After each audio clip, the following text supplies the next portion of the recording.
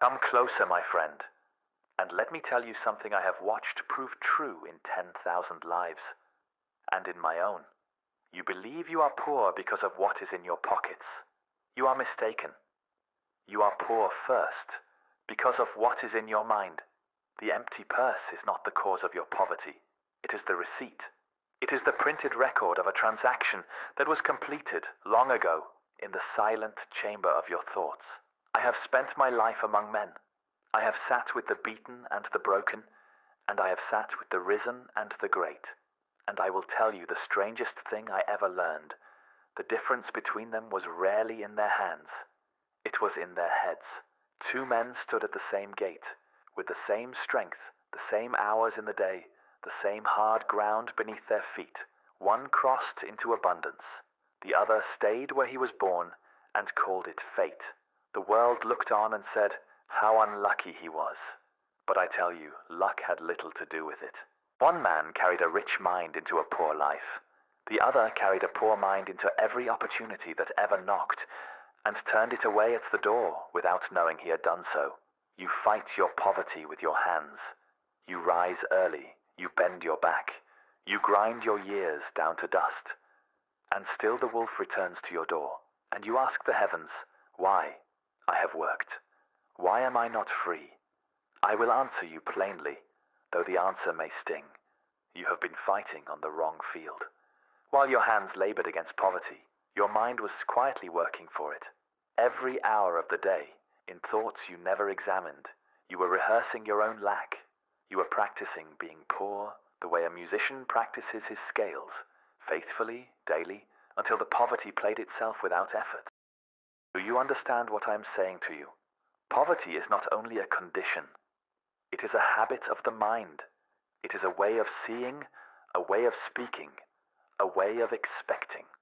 The man who is poor in his soul will find poverty waiting for him on every road, because he carries it with him. He has rehearsed it so long that he no longer hears himself reciting the lines. He speaks of how little he has. He dreads the bills before they arrive. He watches the prosperous man pass and feels a small, bitter sinking in his chest. He treats every coin as though it were the last one God would ever send him. And the mind, obedient servant that it is, gives him exactly the life he keeps describing to it. I did not come to you tonight to comfort you. There are gentler men for that. I came to tell you the truth, because the truth is the only thing that has ever set a man free. And the truth is this: you have more power over your condition than you have ever dared to believe. The same mind that has been quietly building your prison can be turned, deliberately, to building your freedom. Nothing in your circumstances is as fixed as the thought you hold about it. Change the thought, and you begin, slowly at first, then all at once, to change the man. And when you change the man, the conditions have no choice but to follow. They always follow. They have never once led. I will not pretend this is easy. It is the hardest work a man can undertake, because it is invisible, and no one will applaud you for it. You will not be praised for the thoughts you refuse to think. You will not be thanked for the fear you put down, or the envy you let go, or the dark expectation you replace with a bright one. This labor is done alone, in the quiet, where only you can see it. But I promise you, and I have never made this promise lightly, that of all the work you will ever do, none will pay you so richly as the work you do inside your own head. So here is what I ask of you. Stay with me. Walk this road to its end. Before we are finished, I'm going to show you the exact thoughts that have kept you down. The poverty thoughts you rehearse without knowing it. I am going to show you why your hard work alone has never been enough, and why it never could be. And then I am going to show you how to turn the mind around, how to stop practicing poverty and begin deliberately to practice prosperity, until abundance becomes as natural to you as lack once was. You were not born to crawl. No man was. The poverty you have worn so long was never your true skin. It was only a garment put on by your thinking, and what thinking has put on, thinking can take off. Sit with me a while. Let me show you how the chain was forged, link by link, in your own mind, and then, my friend, Then let me show you how to break it. Now we come to the hard part. The part most men spend their whole lives running from. Sit still, and do not turn away, for this is the very hinge upon which your fortune turns. There is a thing I have come to call the poverty consciousness. Mark those words well, for you may never have heard them before, and yet you have lived inside their walls since you were a boy. It is not your bank account. It is not the smallness of your wage, nor the patches on your coat. It is something deeper and far more dangerous. It is a state of mind, the settled, secret conviction, carried in the very marrow of a man, that he is meant to be poor, that abundance belongs to others, that good things are for another kind of person. And this conviction, once it takes root, does not stay a thought. It becomes a lens, and through that lens, a man sees the whole of his life.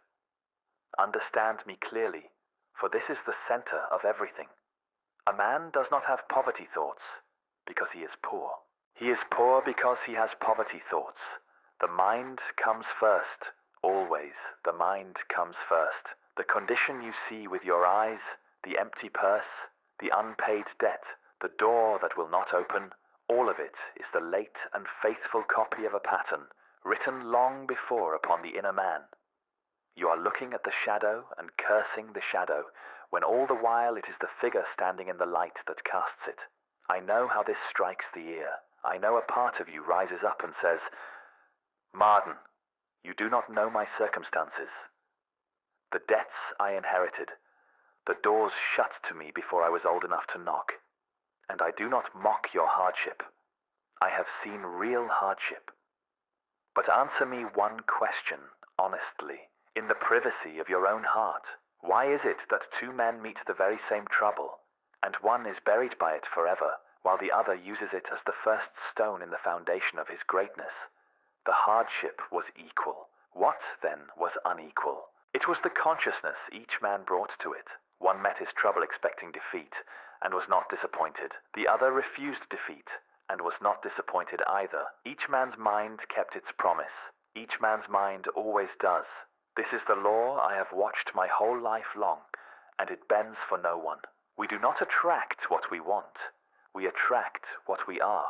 The poverty-minded man may want riches with all his longing, dream of them, ache for them, pray for them by night, and still they will not come, because his wanting is loud, while his believing is dead. In the deep place where the real man lives, he is certain he will never have them.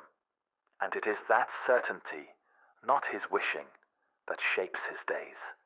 The mind does not give you what you ask for in your daydreams. It gives you what you truly believe you deserve. See now how this poison spreads through everything a man touches. He cannot save, for he believes there will never be enough.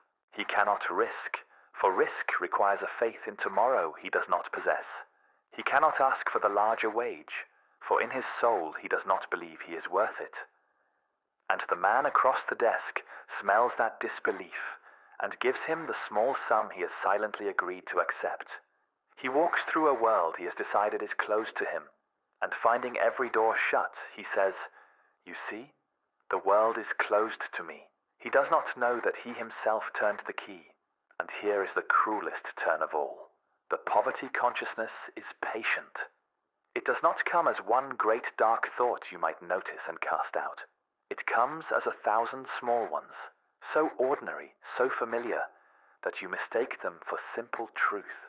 You call it being realistic. You call it knowing your place. You call it not getting your hopes up.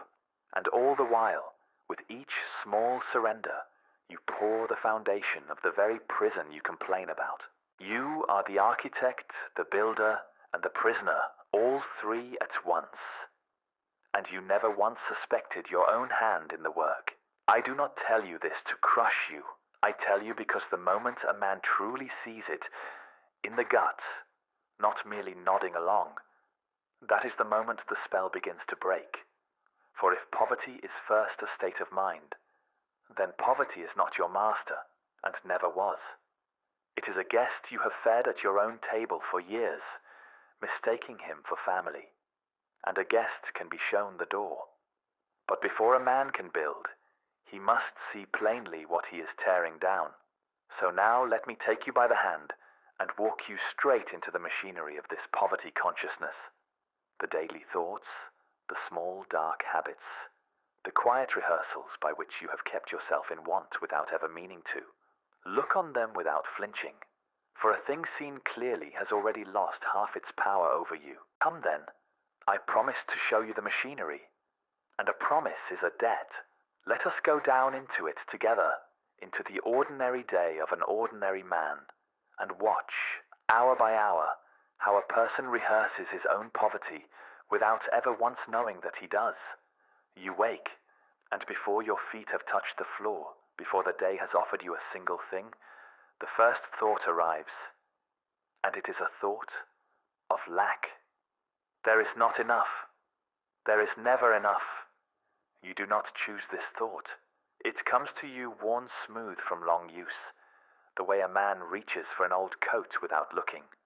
And so the very first act of your day, before you have eaten, before you have spoken a word, is to remind yourself that you are poor. You have struck the first note. The whole day will be played in that key. Then come the bills. Watch yourself closely here, for this is where the rehearsal grows fierce. The envelope has not even been opened, and already your chest tightens, your jaw sets. A cold dread spreads through you.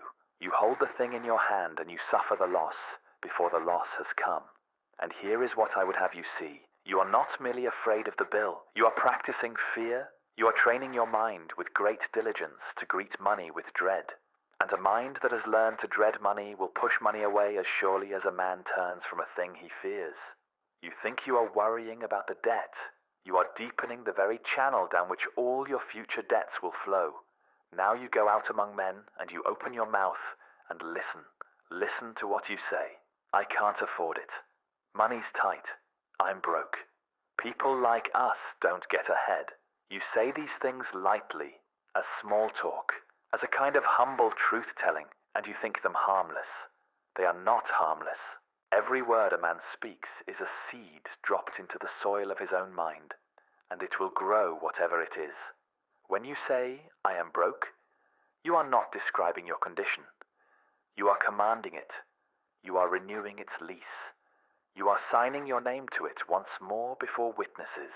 The poor man advertises his poverty all day long to anyone who will listen, and chiefly to the one listener who never leaves him, his own deep mind, which takes him at his word and labors faithfully to make his word come true. And see how he speaks of the prosperous. Watch the small, bitter turn of his mouth when another man rises. He was lucky. He must have cheated someone. It's all right for some. In that moment, he believes he is only judging another, but he is doing something far worse. He is teaching his own soul that wealth is the property of the dishonest, the lucky, the undeserving. And having taught himself that wealth is a shameful thing, how shall he ever permit himself to have it? No man will walk steadily toward a thing he has decided is unclean. He has poisoned the very water he is dying of thirst for. Then there is the expecting, oh, the endless expecting of the worst.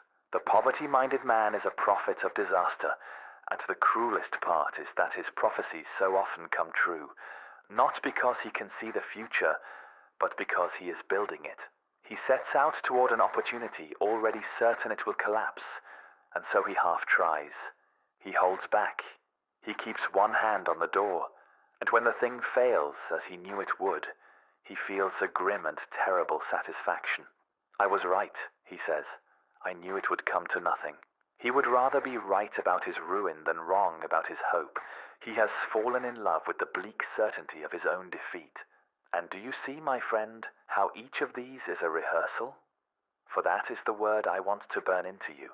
A rehearsal. An actor does not step onto the stage and perform a part he has never practiced. He says the lines 100 times in the empty theater until they live in him, until he no longer has to think them, until they pour out of him as his own nature. And this is precisely what you have done with poverty. You have rehearsed the morning thought of lack, the dread of the bill, the speech of the broke man, the sneer at the rich, the prophecy of ruin, 10,000 times, until you perform your poverty flawlessly, without effort, without a single conscious cue. You have become a master of the part, and the tragedy is only this, that you never knew you were learning a role at all. You thought you were simply telling the truth about your life. But understand what this means, for buried inside it is the first ray of light. A rehearsed thing is a learned thing, and a learned thing can be unlearned. If you walked into this poverty step by step, by the patient repetition of small dark thoughts, then you may walk out of it the very same way, by the patient repetition of better ones. The groove that was worn deep by years of wrong rehearsal will not vanish in a night, but it can be crossed. A new channel can be cut beside the old one, a little deeper each day, until at last the waters of your life run a different course entirely. You have been practicing the wrong part long enough. Before we are through, I will hand you a new script, but first you must catch yourself in the act of the old one. Go now and watch yourself for a single day. Listen to your own words, your own dread, your own dark expectations, and you will hear, as plainly as a bell, the poverty you have been rehearsing all your life. What we have looked at so far, a man can catch if he listens. The morning thought, the dread of the bill, the careless word, they live near the surface. But now I must take you deeper, down beneath the daily noise, to the habits that work in the dark. These are the silent ones. A man may correct all his words, and still be held fast by these, for they do not speak aloud. They sit in the cellar of the soul, and pull on the ropes, and the man above feels only that somehow he cannot rise. Begin with envy, for it is the most disguised of them all. The poverty-minded man looks upon the prosperous, and feels a small sinking, a tightening, a heat he would never confess. He calls it many things. He calls it justice. He calls it seeing through them. But in the quiet truth of his heart, it is envy. And envy is the strangest poison, for it harms only the vessel that holds it. Hear me well. You cannot resent a thing and attract it at the same time. It is not possible. The mind cannot move towards what it secretly despises. Every time you look upon wealth in another's hands with that bitter inward turn, you are telling your own deep mind that wealth is the enemy's country, a hostile shore, and the mind, ever obedient, quietly steers your whole life away from the very harbor you claim you wish to reach. The envious man has set his face against abundance, and then wonders why abundance never comes to him. Now look at a thing stranger still. The way the poor-minded man has made of money an enemy. He speaks of it as though it were a living adversary. Money is the root of evil, he says. Money corrupts. Money is dirty. The love of it has ruined better men than he. And so, all unknowing, he has built in his own mind a wall against the very thing he labors for. Consider the madness of it. He rises every morning and goes out to pursue, with the sweat of his body, a thing he has decided in his soul is wicked. What chase was ever caught by a man who believed the prize was a sin? His two halves are at war. One hand reaches for the coin while the other pushes it away, and between them the man stands still and calls his stillness misfortune. You will never hold tightly to a thing your conscience tells you that you ought not to have. Money is not your enemy. It is a tool, neither clean nor unclean in itself, taking its character entirely from the hand that wields it. Until you make peace with it, it will not stay with you, for nothing stays long where it is not welcome, and beneath even this lies the deepest stone of all, the one I most want you to lift and look under. It is guilt, the quiet, nameless guilt a man feels for wanting more. Somewhere, far back, he was taught that to desire abundance is greed, that to wish for plenty is to be ungrateful for his little, that the humble and the good are content with crumbs and ask for nothing. And so, when the great desire rises in him, the natural God-given hunger to grow, to expand, to provide grandly for those he loves, he meets it not with welcome, but with shame. He apologizes for his own ambition. He shrinks his dreams down to a size he thinks is permitted to him. He asks for a little, because to ask for much feels like a sin against his own smallness, and the mind gives him the little he timidly requested, and never the abundance he was afraid to claim. I tell you that this guilt is a thief, and it has robbed more men than any swindler who ever lived. There is no virtue in poverty. Hear that, and hear it again, for the world has lied to you about it. There is no nobility in lack, no holiness in the empty purse. The man who has plenty can feed the hungry, lift the fallen, build the school, endow the hospital, and the man who has nothing can only stand by and wish he could. To desire the means to do great good is not greed. It is the very opposite of greed. You were not put here to shrink. You were put here to grow, to bear fruit, to become the largest and fullest version of the man that is in you. The acorn does not apologize for becoming the oak. Why then do you apologize for wishing to become all that you might be? See now how these three work together in the dark. Envy, which makes wealth an enemy's possession. The war against money, which makes the prize itself unclean. And guilt, which makes the very wish a crime. Together they form a sealed chamber, a perfect prison, and the cruelty of it is that there are no visible bars. The man does not even know he is held. He pushes against the air of his own forbidding and feels only a strange resistance, an unaccountable heaviness in all his striving, and he says, I am simply unlucky. The world is simply against me. He does not know that the wall is one he raised himself, brick by silent brick, and that he reinforces it daily with feelings he has never once dared to examine in the light. But a wall a man built, a man can pull down. That is mercy hidden in this hard truth. These habits are silent, but silence is not strength. It is only hiding. Drag them up into the daylight. Name the envy as envy. Name the war against money as the folly it is. Name the guilt, and then refuse it, for it was never yours to carry. The moment you see these three clearly, you have already loosened their grip, for they rule only in the dark, and they cannot survive the look of an honest eye. Yet seeing why your striving has failed is not the same as knowing why striving alone could never have worked. And that is the harder truth I must show you next, why a man may labor with all his might, and pull on every rope, and still rise nowhere at all. Now I must say a thing that will sound at first like the opposite of everything men preach. Work harder, they tell you. Rise earlier, push longer, want it more. And there is truth in it. I am the last man who will tell you to be idle. But hear me closely, for here is where most of the striving men of this world break their hearts against a wall they cannot see. Willpower alone will not save you. Effort alone has never lifted a single man out of the poverty that lives in his mind. Why?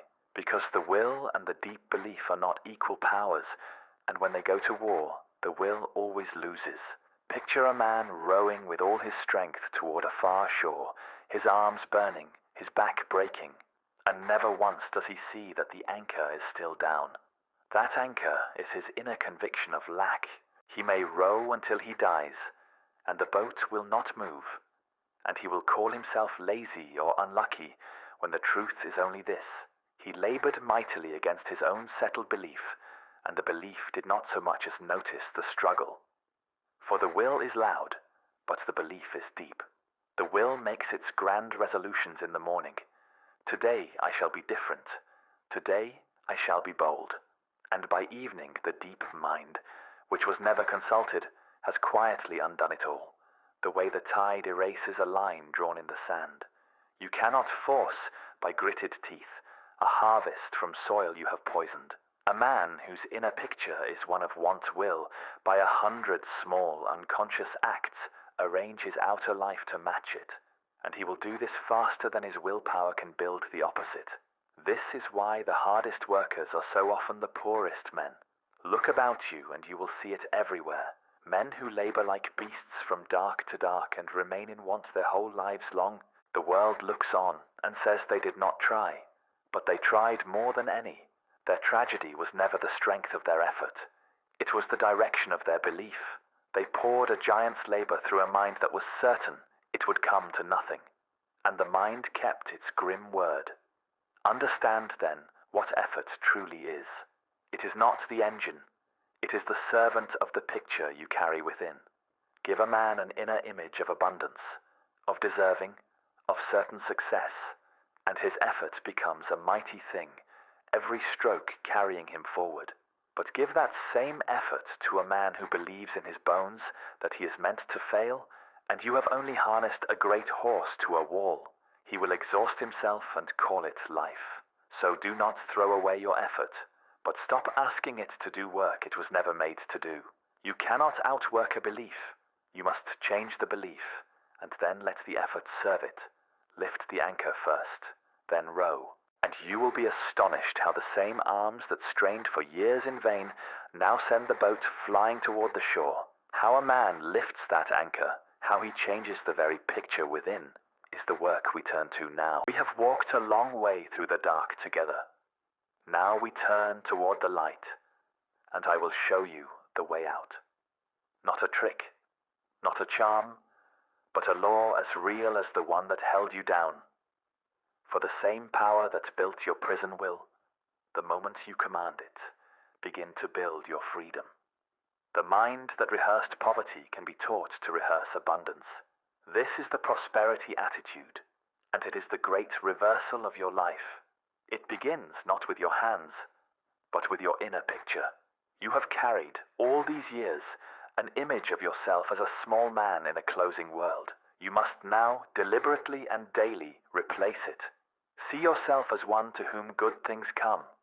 See the open door, not the shut one. This is no idle daydreaming. It is the laying of a new foundation, for the mind moves always toward the picture it holds most often, and you are about to give it a wholly new one to move toward. Then guard your speech as a rich man guards his gold. You have spoken poverty aloud for years. Now speak plenty. Strike the words, "I can't afford it," and "I'm broke," from your mouth entirely. For every time you utter them, you sign the old lease again. Speak instead of growth, of expectation, of the abundance that is coming. I do not ask you to lie. I ask you to stop lying in the other direction, to stop swearing to a smallness that was never the whole truth of you, and carry yourself now as a person of value, not in arrogance but in quiet certainty. The man who believes himself worthy walks differently, speaks differently, asks differently, and the world, which reads these things faster than any spoken word, answers him differently in turn. Wealth is drawn toward the one who carries himself as though he already belongs to it. The world tends to take a man very near his own estimate of himself, and if you have priced yourself at nothing, you must now, deliberately, raise the figure. Above all, learn to expect good. This is the very heart of the prosperity attitude, the engine of the whole thing, where once you braced for the worst, now lean toward the best. Begin each undertaking certain it can succeed, and you will find yourself giving it the full strength you once held back. The expectant mind acts boldly, sees the opening others miss, and meets the world open-handed instead of clenched. Expectation is not a wish, it is a force, and it goes before you like a herald, preparing your way. Now hear me, for here is where the honest man grows uneasy. "Marden," he says, "am I only to fill my head with pretty thoughts while the bills lie unpaid? No. I have never preached that, and I never will. The inner picture does not replace the work. It directs it. It turns the rudder of all your effort. You will still labor, still rise early, still strive, but now you strive from abundance instead of toward it, with the anchor lifted at last, and every stroke of your effort will carry you as it never could before. This is the reversal, not to work more, but to believe rightly, and then let the work follow the belief. You spent years rehearsing the wrong part. Now the script is changing in your hands. What remains is the daily practice of it. And to that practice, that quiet discipline, we turn next. Now we come down from the mountain of grand ideas onto the plain ground where life is actually lived. For a truth that stays in the head changes nothing. It must come down into the hands, into the hours, into the small, unwatched moments of an ordinary day. The prosperity attitude is not a thing you decide once, in a burst of feeling, and then possess forever. It is a discipline. It is built the way all real things are built, a little each day by patient repetition, until what was once an effort becomes your very nature. So let me give you the work itself, plainly, as I would give it to my own son. The first labor is to catch the thought. You cannot change an enemy you do not see, and your old poverty thoughts have grown so quiet, so habitual, that they slip past you 100 times a day unnoticed. So you must become a watchman at the gate of your own mind. Through the day, stop and ask yourself, what have I just been thinking? What was the color of the last thought that crossed me? At first you will be astonished, and not pleasantly. You will catch the old dread, the muttered, I can't afford it, the small sinking at another man's good fortune. And you will see how often, how relentlessly, the old role still plays. Do not be discouraged by this. To catch the thought is already victory, for the thought you have caught can no longer work in the dark. The second labor is to replace it. It is not enough to seize the dark thought and wrestle it down, for the mind will not hold an empty space. Drive one tenant out, and it will let the old one back unless a new one is ready to take the room. So, in the very moment you catch the thought of lack, do not merely deny it. Answer it. Put a true and better thought in its place at once. When the old voice says, there is not enough, you say firmly and within, there is more than enough, and my share is coming to me. When it says, I always fail, you answer, I am learning, and I am rising. Say it whether or not you yet feel it, for the feeling follows the word far more often than it leads it. You are not lying to yourself, you are simply ceasing to let the worst voice speak unanswered, and do this most of all at the two great gates of the day, the waking and the sleeping. The first thoughts of the morning set the key for all the hours that follow, so do not let them come by accident. Seize the first quiet minute and fill it deliberately with the picture of the man you are becoming. And the last thoughts before sleep sink deepest of all, for the mind works upon them through the night in ways you cannot see. Do not hand it dread to labor over while you sleep. Hand it hope. Hand it the clear image of the thing you intend to be, and let it build through the dark hours on your behalf. But hear me now on the matter that breaks most men, for it is here they fail. You will do this for a day, for a week, and the old life will not yet have changed. And a voice will rise and say, this is foolishness. Nothing is different. Go back. That voice is the dying poverty consciousness, and it speaks loudest just before it loosens its grip. You must expect it, and you must not heed it, for you are cutting a new channel beside a river that has run one way for 30 years, and the river does not change its course in an afternoon. You will fail and catch the old thought too late, and slip. And on that day you do not despair, and you do not quit. You simply begin again. The whole of this discipline is contained in that one small, mighty act, to begin again and again, without surrender. For this is the thing the world will never tell you. The great change is not one heroic leap. It is the sum of 10,000 small corrections, each one trifling in itself, each one seeming to accomplish nothing, until one day you wake and find to your wonder that the dread is gone, that the better thought now comes first, and on its own, that you have become, without quite noticing the hour it happened, a different man. The water has cut the new channel at last, and now it flows there of itself, and the old dry bed of your poverty is a thing you scarcely remember. This is the daily discipline, not grand, not dramatic, just the patient, unwitnessed, unending work of a man rebuilding his own mind, one thought at a time, and out of that humble labor, faithfully done, the whole of a new life is quietly born. What that life becomes, the man you are at the end of this long road, is the last thing I would show you. And so we come to the end of the long road, not the end of your work, but the end of mine, for the rest is yours to walk. Let me leave you then with the truth that holds all the others inside it. You have spent this hour learning how to change your thoughts, but understand at last what you are truly doing, for it is greater than it seems. You are not merely changing thoughts, you are changing the man. And it was always the man, never the circumstance that the world was answering. For wealth is not a thing you chase and seize. It is a thing you attract by what you become. The world does not give to the man who needs. It gives to the man who is ready, ready in his mind, ready in his bearing, ready in the quiet certainty that he was made for more than want. Become that man, and you will not have to hunt abundance down.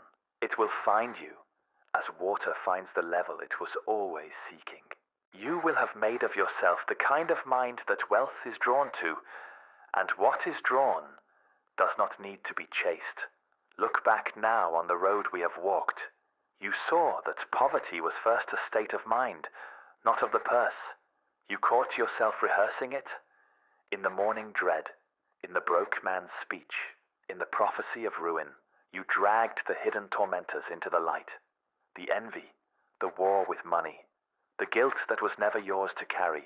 You learned why effort alone could never lift you while the anchor was still down. And then you took hold of the prosperity attitude and began the daily patient discipline of rebuilding your own mind, one thought at a time. That is no small journey. Most men never take a single step of it. They live and die inside the prison, never once suspecting there was a key. But you have the key now. And here I must tell you the plain truth, for I have never flattered any man, and I will not begin with you. Knowing the way is not walking it. This hour will fade. Tomorrow the old voice will return, worn and familiar, and it will ask you to lie back down in the comfortable dark where nothing is risked and nothing is gained. Everything now turns on what you do in that moment. You can let the knowledge slip away like a dream at waking, or you can begin that very day the small, unwitnessed work that remakes a life. No one will see you do it. No one will applaud, but you will know, and your mind will know, and slowly, surely, your world will begin to answer the new man you are becoming. So I ask one thing of you, as my parting word. Do not let this be merely an hour that moved you. Let it be the hour that turned you. Begin tonight. Catch one thought. Replace one thought. Speak one word of plenty where you would have spoken lack. It will seem absurdly small against the size of your trouble. Do it anyway. For the oak was once an acorn that simply refused to stay buried, and the man you are meant to be is already within you, waiting only for you to stop rehearsing the smaller one. You were never meant to crawl. You know that now. Rise, then. Not in some far-off day when conditions are kinder, but tonight, in your own mind, where every real rising has always begun. The road is before you. The key is in your hand. And the man wealth is drawn to is the man you choose from this hour to become. Go and become him.